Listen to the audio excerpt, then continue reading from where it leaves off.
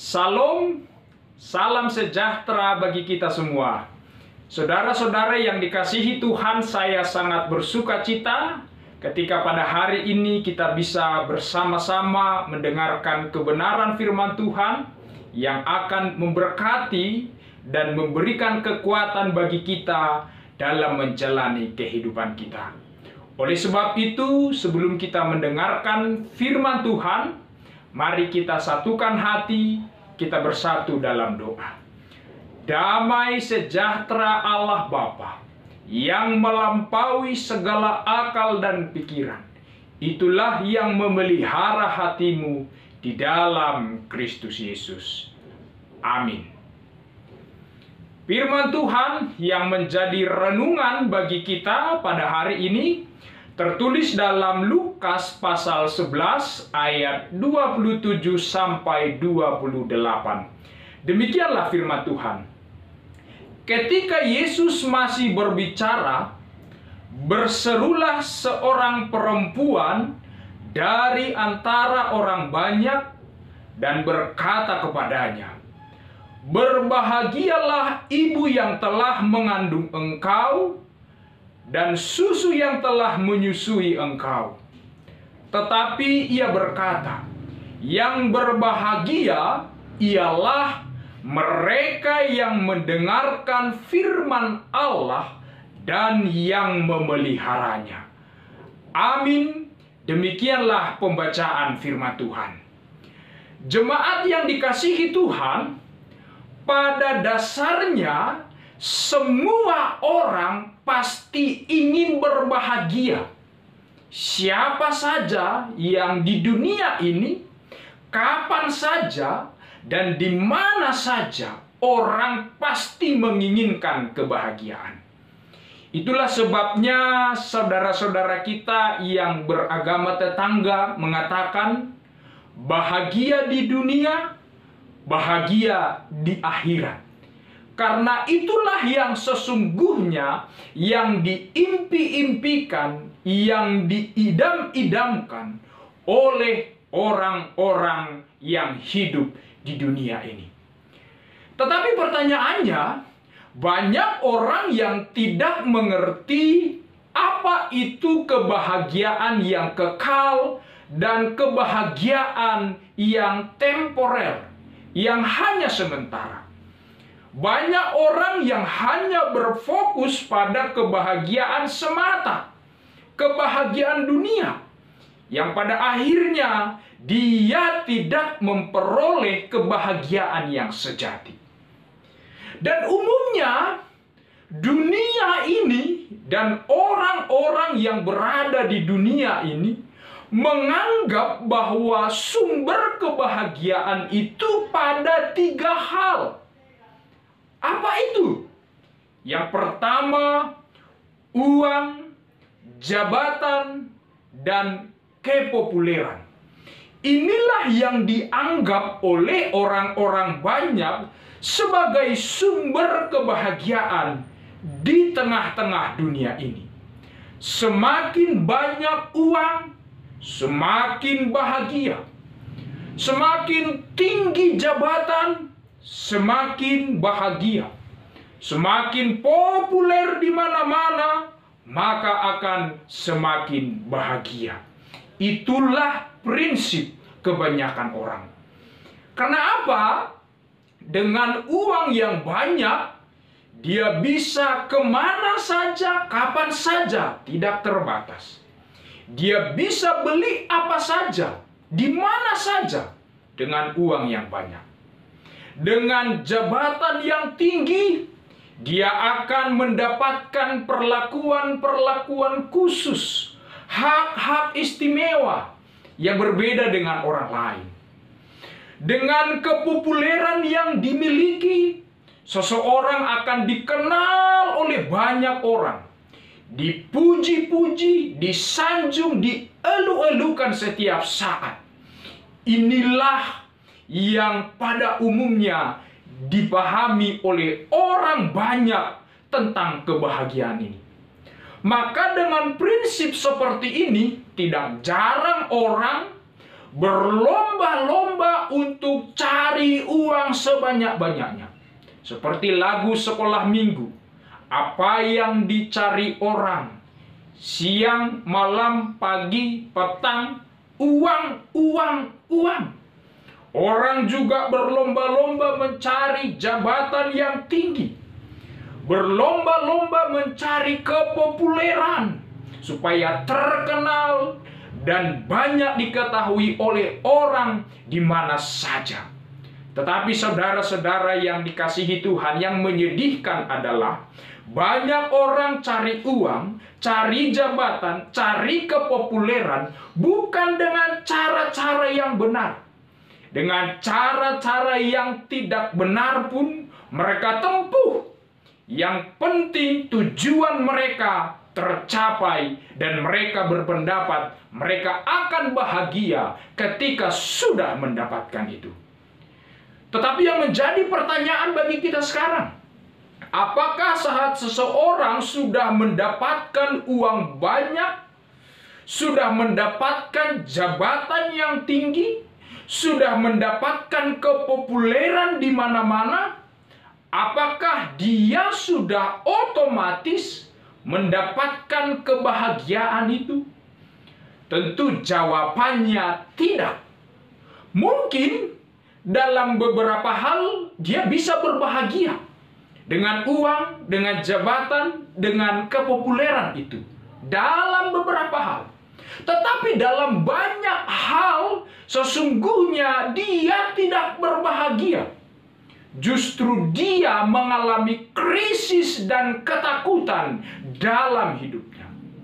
Orang yang punya banyak uang akan mengalami krisis dan ketakutan sekaligus kekhawatiran.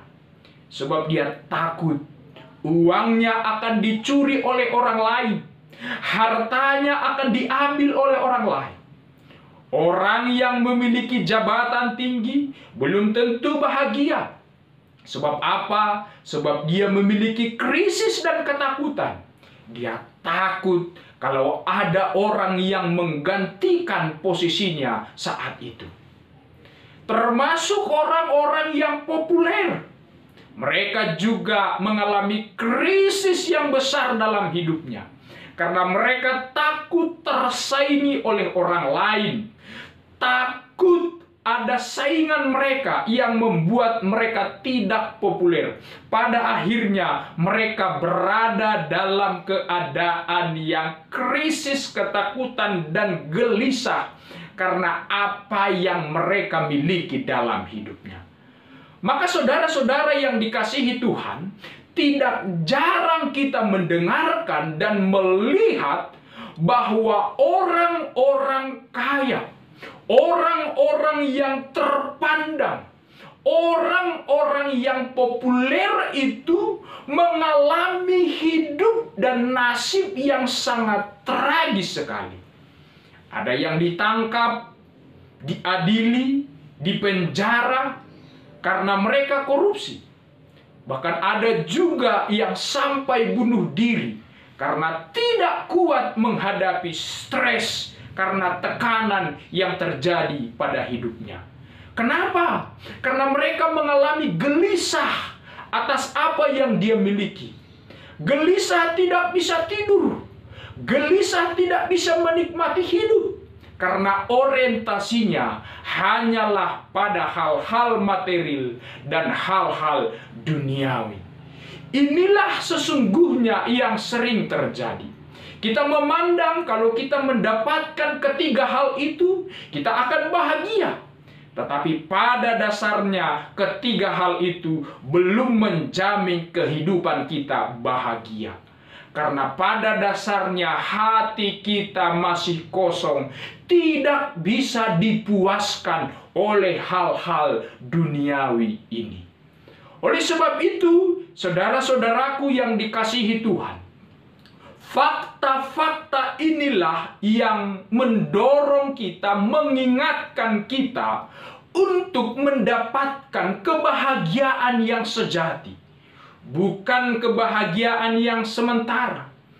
Karena pada dasarnya masih banyak orang yang salah memahami soal kebahagiaan di dalam hidup ini. Kalau kita kembali kepada firman pada saat ini, jelas kita melihat bahwa firman ini menegaskan, menceritakan kepada kita bahwa ternyata kebahagiaan yang dianggap saat ini ternyata tidak jauh berbeda dengan konsep kebahagiaan yang terjadi pada zaman Yesus. Nah, ternyata mereka juga melihat kebahagiaan itu hanya fokus pada hal-hal yang kelihatan, pada hal-hal yang populer, pada hal-hal yang material. Nah, bisa kita lihat dari perkataan perempuan itu. Perkataan perempuan itu mewakili konsep kebahagiaan yang terbentuk pada saat itu. Maka ketika dia melihat Yesus mengajar, dia mendengarkan Yesus berbicara, dia potong perkataan Yesus dan dia berkata kepada Yesus, "Berbahagialah ibu yang telah mengandung engkau dan susu yang telah menyusui engkau." Kata-kata ini dia ucapkan setelah dia melihat pelayanan Yesus. Yesus dapat mengusir roh-roh jahat, dan Yesus juga mengajar orang-orang banyak, dan Yesus juga saat itu dikenal oleh orang-orang banyak. Maka ketika dia melihat dan mengalami itu, dan hatinya tergerak untuk mengatakan kepada Yesus bahwa ibunya berbahagia karena memiliki anak seperti Yesus. Karena itu saudara-saudara yang dikasihi Tuhan, hatinya itu telah digerakkan dengan konsep pemikiran tentang kebahagiaan menurut dia. Dan mendorong dia mengatakan bahwa ibu Yesus itu sangat berbahagia karena memiliki anak seperti Yesus. Tentu ungkapannya ini adalah ungkapan yang sejalan dengan konsep tradisi adat istiadat orang Yahudi pada saat itu. Orang Yahudi percaya bahwa perempuan yang melahirkan anak yang membawa keberhasilan adalah sebuah kebahagiaan bagi dia. Jadi pada dasarnya dia melihat, perempuan itu melihat kebahagiaan itu dari sudut pandangnya atau dari sudut pandang manusia. Dia melihat Maria sebagai seseorang yang bahagia, sebagai orang yang sukses karena membuat Yesus menjadi terkenal.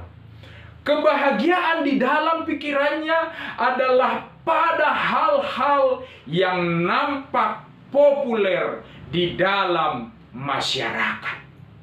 Namun, apa respon Yesus terhadap perempuan itu? Yesus tidak menyalahkannya, tetapi Yesus mengajarinya dan memperdalam pemahamannya, termasuk orang yang banyak pada saat itu, tentang konsep kebahagiaan dalam kerajaan Allah. Bukan kebahagiaan seperti pandangan dunia, tetapi bagaimana sesungguhnya kebahagiaan yang sejati di dalam Allah. Itulah sebabnya pada ayat yang selanjutnya Yesus berkata kepadanya bahwa yang berbahagia adalah mereka yang mendengarkan firman Allah dan yang memeliharanya. Itu artinya mereka yang hidup di dalam firman itulah yang sungguh-sungguh memiliki kebahagiaan yang sejati, yang tidak bisa diberikan oleh dunia ini, tetapi yang hanya dapat diberikan oleh Allah di dalam firman-Nya. Orang yang hidup di dalam firman itu, menjaga firman itu, menghidupi firman itu, itulah yang memiliki kebahagiaan yang sejati. Kenapa? Yang pertama, karena sesungguhnya firman Allah mengandung kuasa. Jadi orang yang hidup di dalam firman Allah akan mendapatkan kekuatan dalam diri dan hatinya. Itulah yang memampukan mereka menghadapi berbagai cobaan dan tantangan di dalam hidupnya. Dia kuat, dia sanggup menghadapi pergumulannya, sebab firman Allah yang berkuasa itu telah menguatkan dia, sehingga dia selalu memiliki pengharapan atas setiap persoalan yang dia alami dalam hidupnya. Lalu yang kedua, firman Allah itu mengandung kebenaran. Jadi orang yang hidup dan menghidupi firman Allah akan dituntun oleh firman berjalan dalam kebenaran. Sehingga dia tidak berjalan di jalan orang fasik, dia tidak berjalan di jalan orang bodoh, tapi dia berjalan di jalan Tuhan, melangkah di jalan Tuhan, maka hidupnya akan mendapatkan kebahagiaan. Lalu yang ketiga, firman Tuhan itu mengandung janji bahwa setiap orang yang percaya kepada firman akan mendapatkan berkat yang melimpah dari Allah. Berkat itu tidak hanya semata-mata soal jasmani, tapi berkat rohani, punya pengharapan, punya kekuatan, dan punya roh yang menyala-nyala dalam hidupnya, yang membuat dia, memampukan dia bersukacita, berpengharapan dalam setiap pergumulan yang dia hadapi. Inilah sesungguhnya yang menjadi dasar kebahagiaan orang yang percaya. Maka orang yang percaya itu akan memiliki garansi, akan sanggup berbahagia ketika dia memiliki persoalan. Sama halnya seperti Paulus saat berada dalam penjara. Dia sanggup berkata, bersukacitalah di dalam Tuhan. Sekali lagi kukatakan, bersukacitalah. Saat itu Paulus berada di dalam penjara. Tapi Paulus sanggup berkata berbahagialah. Kenapa? Karena memang hatinya berbahagia, maka dia sanggup mengatakan itu. Kenapa hatinya berbahagia? Karena dia sungguh-sungguh mengimani firman Allah, punya kuasa, punya kebenaran, dan punya janji. Oleh sebab itu, saudara-saudara yang dikasihi Tuhan, orang yang selalu mendengarkan dan memelihara firman Tuhan di dalam hidupnya, pasti firman itu akan berakar, akan bertumbuh di dalam hidupnya, dan akan menghasilkan buah-buah iman, membentuk karakter yang bagus, membentuk jati diri, menjadi jati diri yang sejati seperti karakter-karakter buah-buah roh. Inilah sesungguhnya kebahagiaan yang diberikan, yang kita dapatkan di dalam firman Tuhan. Oleh sebab itu, jemaat dan saudara-saudara yang dikasihi Tuhan, standar kebahagiaan kita bukanlah seberapa banyak kekayaan dunia ini kita miliki. Bukanlah seberapa tinggi jabatan kita sekarang. Bukanlah seberapa terkenalnya kita. Tetapi sejauh mana kita tetap setia dalam firman Tuhan. Sejauh apa kita menjadi pelaku-pelaku firman Tuhan.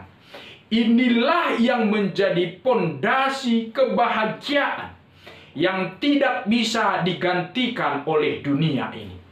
Ketika engkau berbahagia karena dunia, jika suatu saat yang kau bahagiakan itu hilang, maka itu akan membuatmu bersedih. Jika engkau bahagia karena harta, jika engkau bahagia gara-gara perkara-perkara dunia ini, jika suatu saat hartamu yang kau miliki hilang, maka itu akan membuatmu berubah menjadi duka cita. Tetapi jika kebahagiaanmu karena firman Tuhan, karena perintah Tuhan, apapun yang kamu alami, Apapun situasi yang kamu rasakan, kamu akan sanggup bersukacita. Sebab apa? Karena firman itu telah bertumbuh dan mengakar di dalam hidup kita. Maka saudara-saudara yang dikasihi Tuhan, marilah kita hidup di dalam firman itu. Karena sesungguhnya orang yang hidup di dalam firman itulah yang memiliki kehidupan yang sejati. Kehidupan yang tidak bisa diberikan oleh dunia, tapi kehidupan yang bisa kita dapatkan di dalam Allah dan di dalam Yesus Kristus. Maka tetaplah berbahagia di dalam Yesus. Tetaplah bersukacita di dalam Yesus dengan secara konsisten hidup berpegang kepada firman dan perkataannya. Amin. Tuhan Yesus memberkati.